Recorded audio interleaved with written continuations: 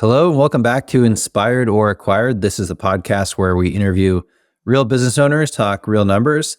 We give them a valuation and ask whether or not they would sell their business. So we are joined by Matt Cafrelli out of Austin, Texas, and he has an awesome, interesting story. Former CPA, now buying home services businesses, and we're excited to dig in with him today.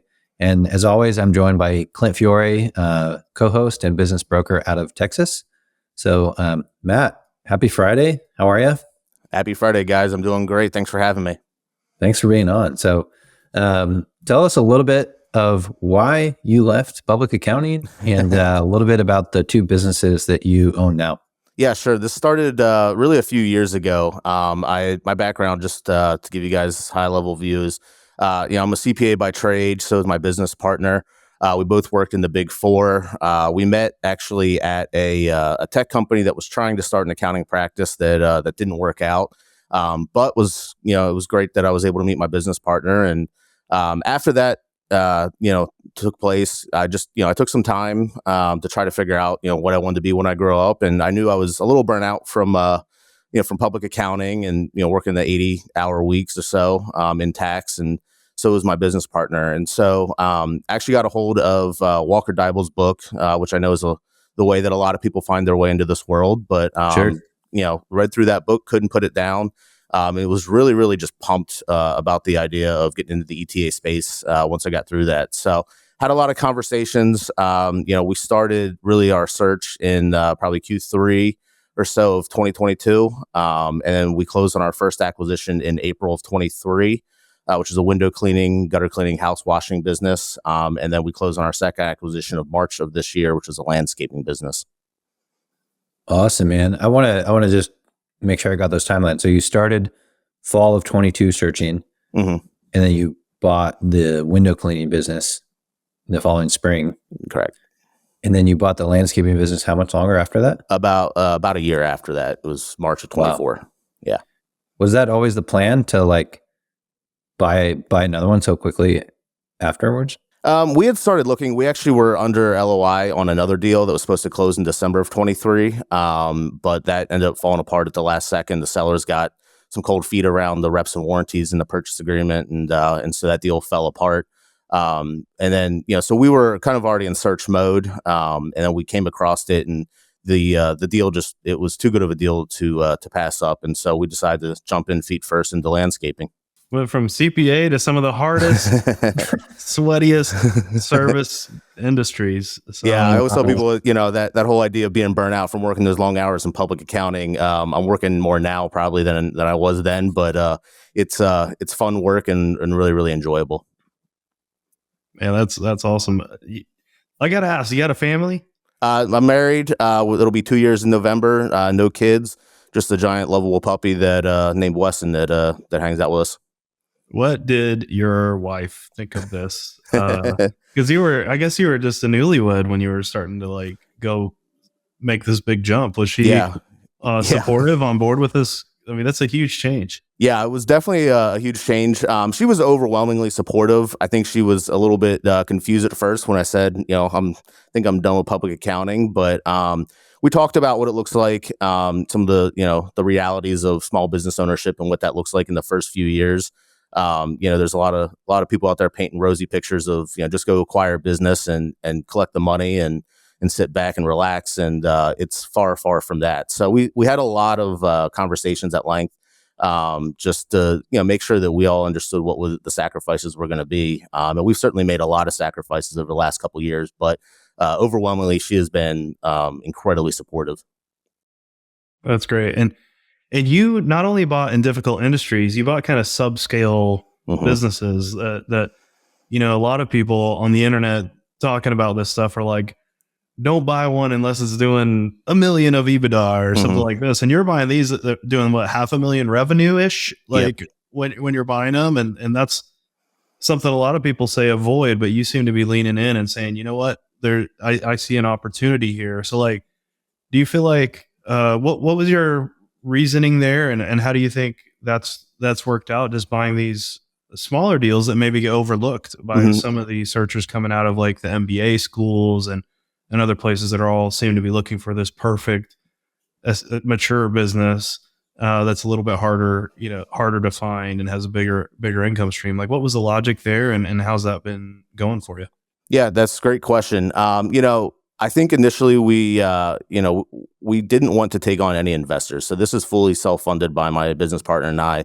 And so we could have gone out and raised a bunch of money and gone after some of those bigger deals. But really, the two that we closed, we're averaging approximately 2.3 times SDE on the purchase price. We felt like we got really, really good deals. The landscaping business, a lot of the fixed assets, there was a ton of fixed assets on the books. We didn't want to go out and bite off more than we could chew early on. And so, there's certainly things that I would do differently looking back, buying super small. But overall, really, it was the attractiveness of the deals themselves and the fact that, we could get our feet wet and get into the ETA space. And so, really, it was just about getting started and making sure we didn't have, hundreds of investors to report to. And how did you finance these? Or were you paying cash, SBA loans, seller financing? Like, how did you put these deals together? Yeah, so mixture of cash and seller financing. On the window deal, it was a small seller note that he's carrying for 5 years, and so April will be 2/5 of the way through that. And then on the landscaping side, we have a small seller note as well and some private debt that we took on. But mostly it's just my business partner and I's cash. We wanted to really avoid taking on too much debt, just for peace of mind. Obviously that impacts some of the returns a little bit, but overall, I value my peace of mind a little bit more than higher returns at times. So you were able to skip the SBA process and do cash, seller note, and some private debt. Mm-hmm. Did the private debt take an equity piece of that company, or are they just purely debt? Purely debt. It was a family friend who put up the money, and so it's just straight debt. But yeah, super cool, man. So that's kind of a unique structure than a lot of buyers. It's letting you and your partner maintain 100% ownership and control. Yep. And then how has it gone? Like you've got more than a year under your first acquisition, almost 2 years, mm-hmm. right? Or like a year and a half, and then maybe 6 months on the other. Did you take a bit of a dip when the seller exits? Are you filling the seller's shoes, or has it kind of been pretty smooth? Like, how's your transitional time been on these two deals? Yeah, great question. So I'd say on the Windows side, it was a pretty smooth transition. That actually came with an operations manager in place, which, once we closed the landscaping deal, we realized how imperative that role is because there was no operations manager when we first purchased that one. So we didn't really see much of a dip. This year's been a little challenging, on the revenue side for Windows. It's a franchise business actually, so the system across the board is down for the year a little bit, but we're actually tracking to be up for the year. We are focusing on some specific areas of opportunity around commercial cleanings that really buoyed us this year. Was it mainly commercial before you bought it, or was it? No, it was a lot of residential, some commercial, recurring commercial work as well. But we're focusing on a lot of the large apartment communities, senior living communities, stuff like that. That a little bit larger projects, and all of that. So on the landscaping side, it was definitely a little bit bumpier of a transition. We lost a few customers. One thing we didn't realize was just the value of relationships in that business. And the previous owner had a lot of really great relationships with people. It's a small town about an hour west of Austin. And so it's one of those areas where everyone knows everyone. People like to know who's, the person cutting their lawn or cleaning their house. And so we definitely lost a few people there, but broadly across the board, we've been able to retain a lot of the customers and looks like revenue is trending up for the year. So, what we did lose, we were able to replace pretty quickly. There's not a lot of options out in those small towns. So, the hardest thing with that has just been finding people to work. That's been our biggest struggle. We would be able to scale a little bit quicker if we had a little more security around our staffing. Was it Lake Buchanan, Marble Falls? Where's that at? Yep. Yeah, Marble Falls, Kingsland, Burnett, Horseshoe Bay. That's where we're located. actually evaluated a company out that direction, the rural landscaping and nursery business that's out in that vicinity, and got to see their books. And man, they were making a great margin. Yeah. And that was what the owner told me. This was a few years back. I mean, people are moving out there like crazy. It accelerated during COVID. It's this beautiful, charming area in the Texas Hill Country. And like people with money moving out there, building their forever dream homes. And there's just not enough service providers, especially ones that can do the high end landscaping and, you know, things up to their standards. And so it does feel like there's a bit of a gold rush going on out there. And I think for the listeners out there, there's some takeaways here. If you can see the migratory patterns in your area of like, where are people with money moving now that, you know, it could be retiring people or it could be work from home trends. And there seems to be a lag of service businesses rushing in to meet the demand of some of these places where there's massive domestic migration of well-off folks. And so I think you've got a great marketplace there. And I think being in landscaping, window cleaning there they're two great sectors to be in. Absolutely. No, I appreciate it. Hey guys, wanted to take a quick break from the show just to tell you about our companies for a second. I'm Patrick Dichter and I own Apple Tree Business Services. We do quality accounting and tax nationwide. So if you're running a business or looking to buy a business, we'd love to help you out with accounting and tax services. You can find us at appletreebusiness.com. And Clint, tell us about Bison Business. Yeah, Bison Business is my firm. We do nationwide M&A. So we help people buy and sell companies. Most of our customers have companies in the 1 to 20 million revenue range, profitable businesses. So if you've got one and you're ready to get acquired, you can reach out to us at bisonbusiness.com for a complimentary evaluation. We can get you to market and get you sold. If you're a listener that's a buyer that wants to buy a company that size, make sure you're on our email list because we'll send you out deals first before they hit the market anywhere else. But we'd love to serve you anytime you're thinking of acquiring or selling your business. We want to be your first stop at Bison Business. Awesome. Now back to the show. Can you walk us through kind of just average ticket and what the margin looks like on both these businesses? So like your residential landscaping client, is that like $2,000 or $3,000 per year? What's kind of the... Yeah, it's about that. What we've done really well is create subscription model pricing. And so there'll be months during the growing season where, you know, we're cutting every week. We're out there trimming, picking up leaves 4 times a month. And then in the off season, you know, we may be only out there a couple times a month. So, you know, it smooths out our cash flow a ton. Nice. And it opens us up in the winter to have that smooth cash flow, but also frees up our time to do some larger projects that we couldn't get done during the growing season. So, on the window side, our average ticket price is about $400 per visit. Out of that, we'll clear about 20% or so. We run all independent contractors, and you know, they get a cut of everything that they do. And so, you know, typically our margins are around 20% there. Got it. You might need to raise your prices on that, man. Yeah, it's been a tough year. I've never got a $400 quote on my window cleaning. I would take that all day. We do our pricing off of square footage, so it definitely fluctuates depending on the size of the property. But you know, we've had a tough year with price increases. You know, we raised our prices after last year. We are starting to see a little bit of pushback in the residential space on that. I think people are getting have a little bit of inflation fatigue, and so we've had to kind of walk that line because there's always going to be, you know, 2 guys in a truck that are willing to do it for half the price. So you really have to get good at differentiating yourself in the market. Right. So, you know, we always like to get to the to sell or not to sell question on this. And so you left public accounting.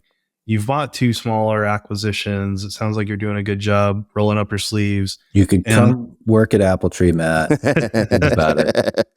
The door is open. Absolutely. So I mean, what's the end goal here, and where do you see this going in the next like 3 to 5 years? So right now, is your combined revenue just a little north of $1 million or so, or what's your between 1.1 and 1.2 is where revenue's at. The goal really is to continue to add to our portfolio. I think the cadence of one a year is probably how it's going to shake out. We've when we started, we were going great guns, and we thought maybe we could do a couple a year. But realistically, with the size of the businesses and how hands-on we need to be early on, that just isn't feasible. And so we want to make sure we're not just buying these things and having them implode. We want to make sure that we're, getting in there, putting an operations manager in place, get a management layer that can kind of run the day to day, and then we can move on to the next one. So we really like the home services space, especially landscaping. One of the things that I like is that we wouldn't have to learn a new industry. There seemed to be a little bit of a learning curve early on where we were learning both the business, the industry, learning the customers, learning the employees. There was just a lot to learn. And so, having that institutional knowledge now, I feel like we can go in and really add some value to some landscaping businesses that are out there. So the goal would be to add probably one a year or so, and really scale this thing up to where, in 7 or so years, we'd be able to exit either private equity, family office, something like that. So are you going to try to stick to just home services broadly, or are you going to try to niche into landscaping now that you've got your door open there? Yeah, I mean, we're always open to good deals in the home services space. But that being said, I like landscaping a lot. I don't see that changing. So I really think we'll probably niche down into landscaping. And that obviously make it more attractive to an end buyer, I think, rather than just having a mishmash of a plumbing company over here, HVAC over there. I think, being able to build a nice portfolio of landscaping businesses would be a little bit more attractive. Great. I think it's smart to build with the end in mind. There's one of my favorite books is Built to Sell. Or if you're just thinking we're eventually going to sell, do you guys have a number, an exit number you want to build towards? Or how do you think about that? Yeah, this is a great question. I don't know we have a specific number. What we really focus on is the individual businesses and making them as attractive as possible. If we could get this thing up to where we're able to, get into a $15-20 million sale price, and someone came along with a good offer, I'd certainly take a look at it. That being said, the sale price isn't, everything. We've gotten to know a lot of these guys that work for us and our customers, and there's something to be said for making sure that they're taken care of as well. So we'd really look at the qualitative aspects of any offer as opposed to just the quantitative. Yeah. So it sounds like, you did begin with the end in mind a bit. Like you want to create something that could be an attractive target for PE or a larger buyer that pays higher multiples. And for those listening, I consider Matt kind of like a classic, kind of a platform builder, which means he's taking the private equity playbook to Main Street. So he's taking a small mom and pop business that would not be attractive to an institutional buyer because it's just too small to move the needle for them. He's putting together a portfolio, as he calls it, of multiple related entities. He's probably going to niche into landscaping here.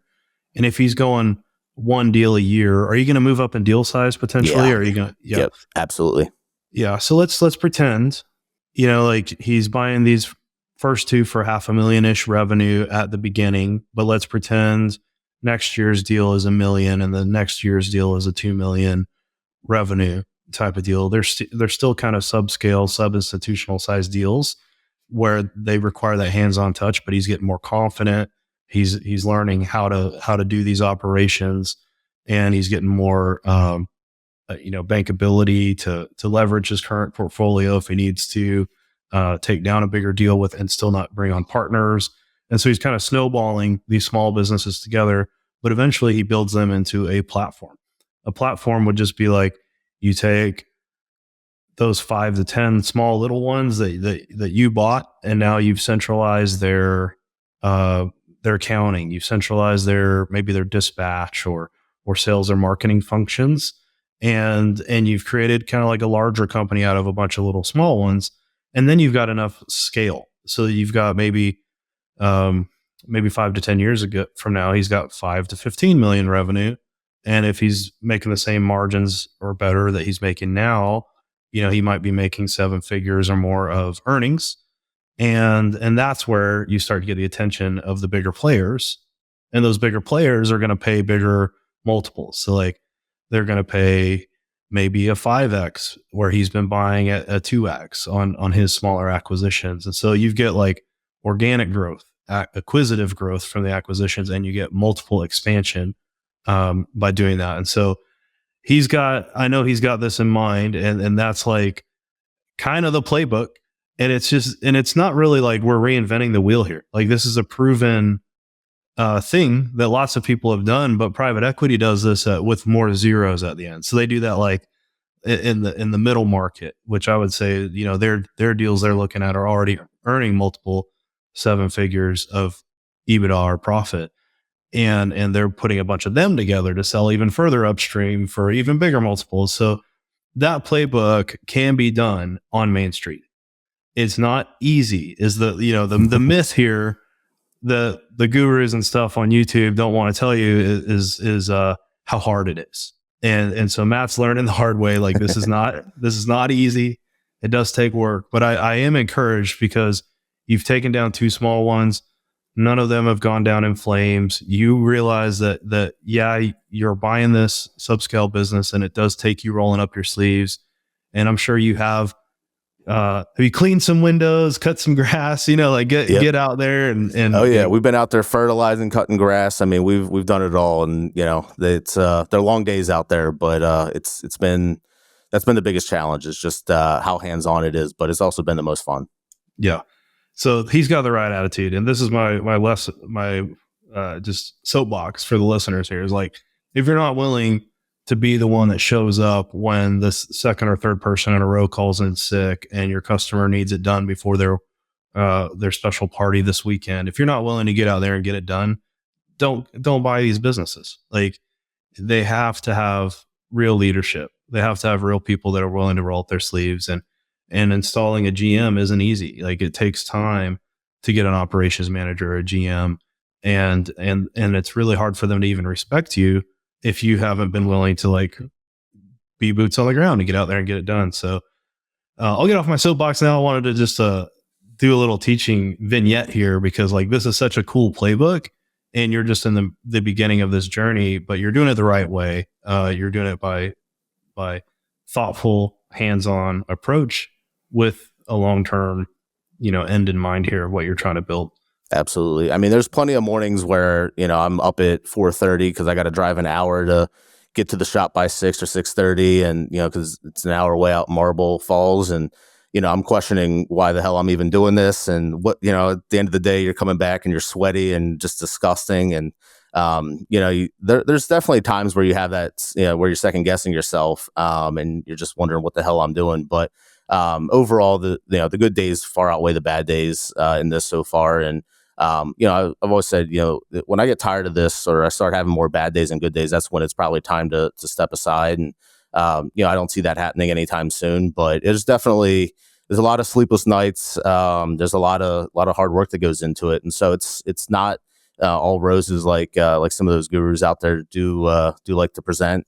It takes a lot of hard work and a lot of questioning yourself. The highs are super high and the lows are super low. And I think learning how to balance that out and just stay even keeled has been one of the most important things I've learned over the last couple of years. No doubt.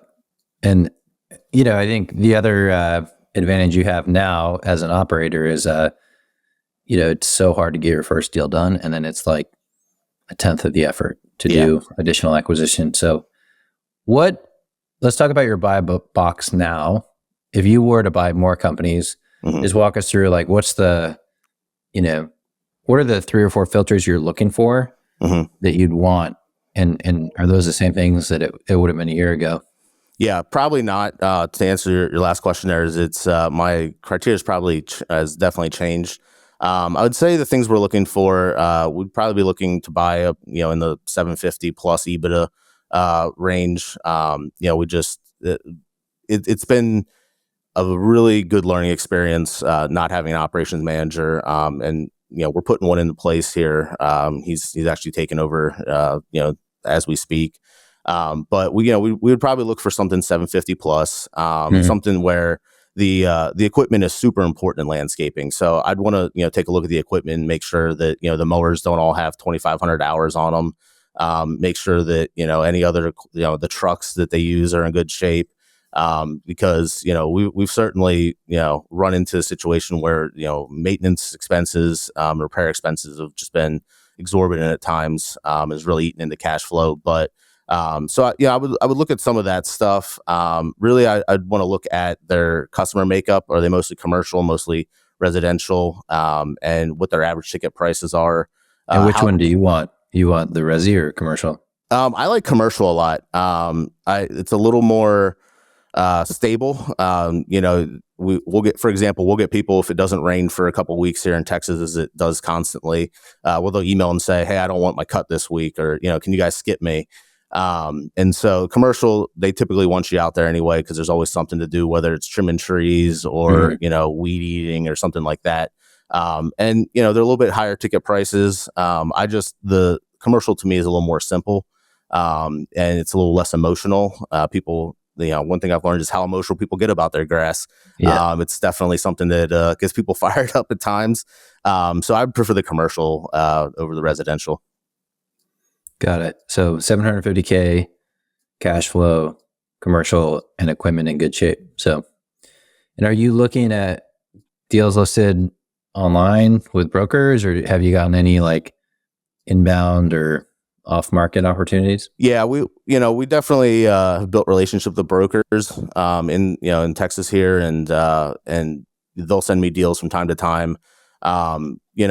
We use Biz Buy Sell, but for lack of a better way to put it, there's just a lot of trash on there. There's just not a lot of deals for the type of deal we'd be looking for. There's also a lot more competition, right? Because I think most people don't want to get out there and beat the pavement and cold call and do all of that. So I'd much rather take an off-market deal or something a broker proactively sends me any day. That's not to say that we don't check out Biz Buy Sell. I'm on there pretty regularly, just seeing what pops up. And so, we try to use all the resources that are out there. Nice. I think there's a lesson here, Patrick, of like, his buy box now is getting to be similar to what I hear from a lot of first time searchers. Like, hey, right. I want that 750,000 EBITDA commercial landscaper. He's getting very specific, but the fact of the matter is he's already in the game, building experience, learning, making money, because he was willing to go small in the beginning. And like, that's one of the big advantages to going small, is like, this guy's taking down 2 deals while a lot of people are still looking for that 750 EBITDA first deal and just burning cash, sitting around searching all day long. And so I think that is a valid entry point sometimes. It's just like, what, if you want to go for a smaller one, it gets you in the game. Mm-hmm. And then and action begets action. Like, usually when you get a deal, now all of a sudden you have credibility in the eyes of sellers. People, the seller that you bought tells their friend with their bigger company, like word starts getting out that you're a player and that you did a deal, and then like more stuff is attracted to that energy than if you're just still in the spreadsheet world and not in the operator world. So I think that's a good lesson. One of the things we haven't talked about yet that I wanted to just talk about real quick as a subtopic is your partner. Mm-hmm. So you said you've got a partner here. We haven't talked about who that is, and like how is that working out? And are y'all 50-50, or are they rolling up their sleeves and operating? Or are they more passive, or like, how's that work? And do you have any advice for people thinking about doing this strategy with a partner? Yeah, all great questions. And so my business partner absolutely gets his hands dirty. In fact, the first 3 months or so of owning the landscaping, I was out there every day. And since then, the last 3 months or so, he's been out there every day getting his hands dirty. And so, and I've been focusing more on the window side to try to boost sales a little bit. One of the things that I think is really important is that we sat down and we had, much like my wife and I, we had a lot of conversations beforehand about whether, what we wanted to do, what both our goals were, what this looked like, all of the potential pitfalls, everything. And so don't go into this lightly. We are 50-50. I know there's a lot of people who, oppose that and for various reasons. And And certainly there's horror stories out there about that, but we are 50-50. So far, everything's been great. I would just say communication is super important. We meet every Friday. I'm going to be calling him here at 4:00 today. And, we're going to be talking through, what each business did this week, what the challenges are, what we need to do next week. And so I think that's really important, is finding someone that you can communicate well with.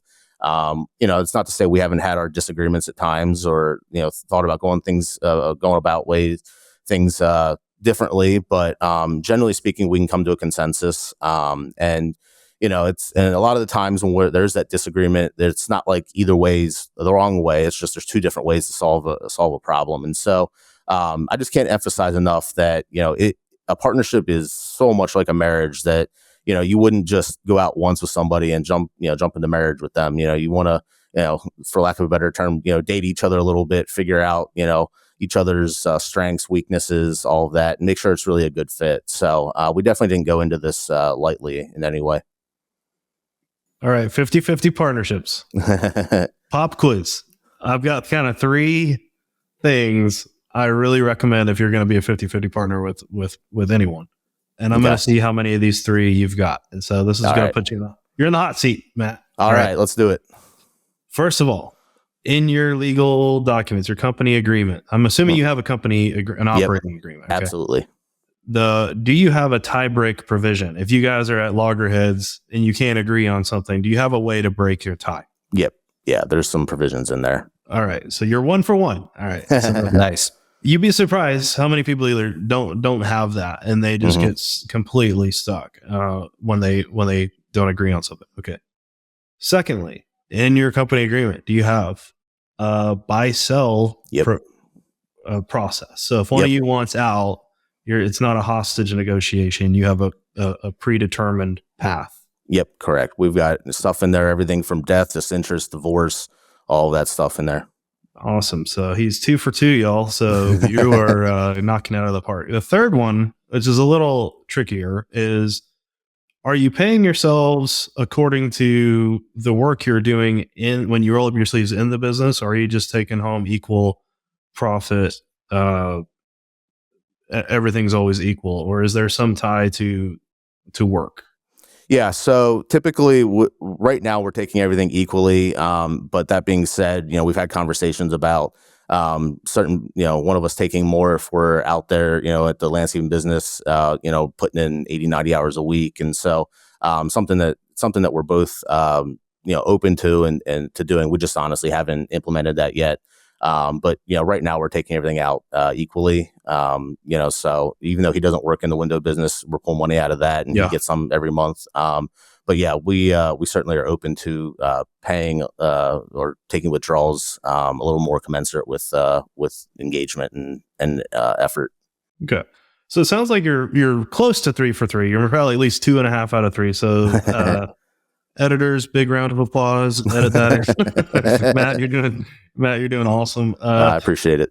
Yeah, like that's the other thing. Like even if you get all the legal docs right, it's kind of inevitable when you're in a 50-50 partnership at some point. Like it often happens, like, all right, this other person, they have kids where they didn't have kids before, and they get distracted by something else, and then you end up having one that's like working 60 hours a week and one that's already working 30 hours a week. And guess who calls me wanting to sell? The 60-hour a week person calls me and says, Clint, I need to sell. I'm carrying all the weight. My partner's not, like we're splitting everything 50-50, but I feel like I'm getting the short end of the stick here, and it puts real strain on the relationship. And so I always recommend, as much as possible, kind of be able to move between the owner's box and the operations seats in the bus, on these businesses, and be able to pay yourself somewhat commensurately with the hours and responsibilities that you're working, to try to always encourage, like, pay yourself market rate for what you're doing. If one of your life circumstances changes to where you're taking on more time, more responsibility, then give that person a raise because they're doing more. And then whatever's left after you guys are paying yourselves market, then that's your 50-50 owner's share of this. And so it sounds like conceptually you've thought that through and talked about that. You just haven't had to to do that yet. But that's like the third area that can trip people up with 50/50 partners. So overall, absolutely. A+, man, very good. Awesome. I appreciate it. All this. I think this has been a fascinating convo. I think it's cool to see somebody like kind of just a couple years into their journey, a couple acquisitions, smaller acquisitions, and I know you're going to crush it and keep doing well. I feel like I'm going to find you something to buy, man. Like I've got my wheels turning now. You're in my backyard. Yeah, send it on over. We'll take a look at whatever you've got. All right, we're going to do a deal after the show here. we're back. Sounds great. That's funny. Yeah, this has been awesome just to hear your thought process and just a real talk about what it's really like to do this, and how stressful it can be and how much time it can take. But I definitely think you guys are well on your way to creating a lot of value and building and snowballing. So Matt, if people want to connect with you online, where's the best place to do that? Is that LinkedIn or your website, or what? Yeah, LinkedIn's probably best. Just search my name, Matt Cafrelli, Cafrelli. That's probably the best way to get a hold of me, and I try to respond to messages somewhat quickly on there. Okay, sounds good. We'll link to that in the show notes. So thank you for coming on, and we're excited to continue to watch your journey and see you guys continue to build your home services HoldCo. Awesome. Thanks for having me, guys, and have a great weekend. You too.